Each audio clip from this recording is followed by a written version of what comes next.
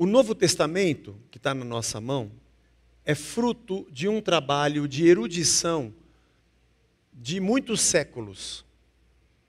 Desde os códex, que começam a surgir no terceiro século, segundo ou terceiro século em diante, que já era uma tentativa de se compilar os escritos, as cartas, as epístolas e os evangelhos, sabendo que no final do primeiro século, as primeiras comunidades cristãs, no final do primeiro século, já tinham praticamente o Novo Testamento com esses livros como nós temos hoje.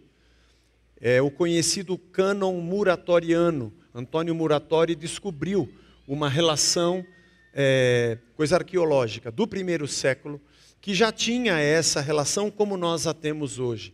A igreja trabalhou na validação desses textos. Muita gente escreveu muita coisa, porque esses textos estão aqui dessa forma.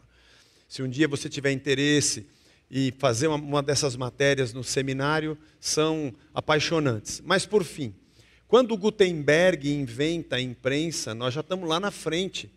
Nós já estamos no final do século XV, século XVI, estamos muito na frente. Nós temos 1500 anos onde tudo era feito à mão. Manuscritos dos mais antigos, já que os originais eles não existem. Existem as cópias e os manuscritos. Centenas, milhares espalhados pelo mundo. Tem manuscrito em tudo quanto é grande universidade de pesquisa. Você vai para Milão, vai para o Vaticano, vai para Cambridge, Oxford, todo lugar tem manuscrito, em tudo quanto é lugar. Em Münster, na Alemanha, você vai ter em museus, no Cairo, vai ter na França, na Espanha, você vai ter, sempre tem lugares que tem manuscritos. E você pode dizer, Zé, o fato de ter muito manuscrito não é perigoso de errar? Não, pelo contrário. Se tivesse uma cópia só e o danado do copista tivesse errado, nós estávamos perdidos. É maravilhoso que existam milhares e centenas de cópias, porque alguém pode ter errado numa, mas comparando com outras centenas ou milhares, você percebe que aquilo foi um erro pontual. Para você ter uma ideia, os manuscritos do Novo Testamento, em questão de quantidade, deve ter mais de 10.000 a mais, ou mais do que isso, do que Ilíada de Homero, por exemplo, que é uma obra grega. E que a gente tem como uma literatura, um patrimônio mundial. O Evangelho é um documento tão confiável quanto qualquer documento daquela época. O interessante é que isso que você ouviu ou deve ter lido é verdade mesmo. O manuscrito bizantino 66 e 75, que contém o livro inteiro de João, não tem esse trecho. Aliás, eu fiz uma rápida pesquisa.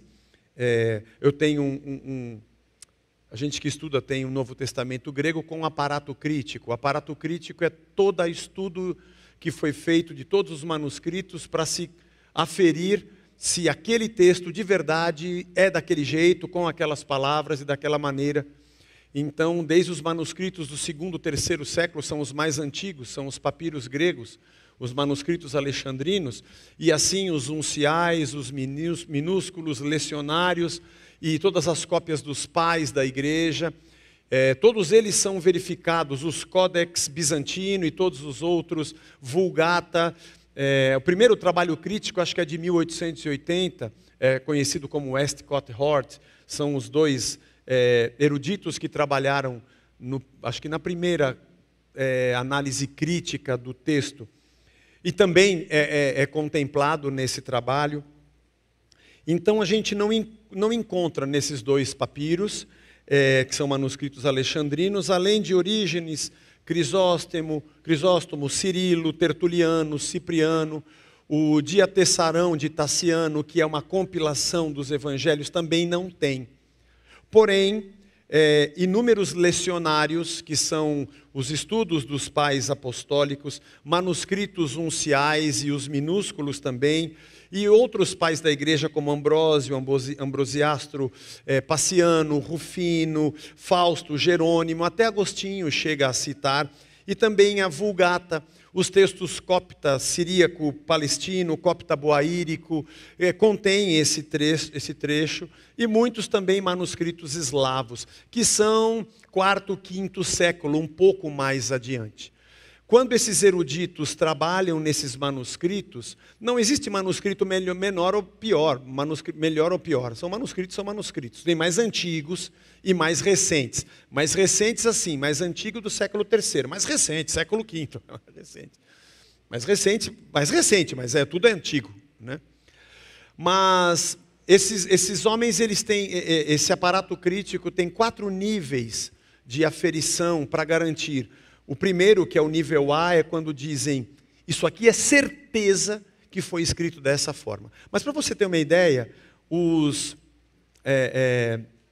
esses acidentes que acontecem, que são chamados de variantes textuais, é 2% do Novo Testamento. São muito poucos os casos. Eles aferem e procuram fazer um espelhamento desses textos, e é gente de erudição que estuda e que visita o mundo inteiro. Um professor nosso do seminário, Luiz Fernando dos Santos, uma vez, ele era monge beneditino, convertido, era pastor presbiteriano, estudou com Ratzinger e trabalhava na Biblioteca do Vaticano. Ele disse que ainda existem séculos e séculos que não foram abertos. São 1.500, 1.600 anos de muita coisa manuscrita. É gente verificando e estudando isso sem parar o tempo todo.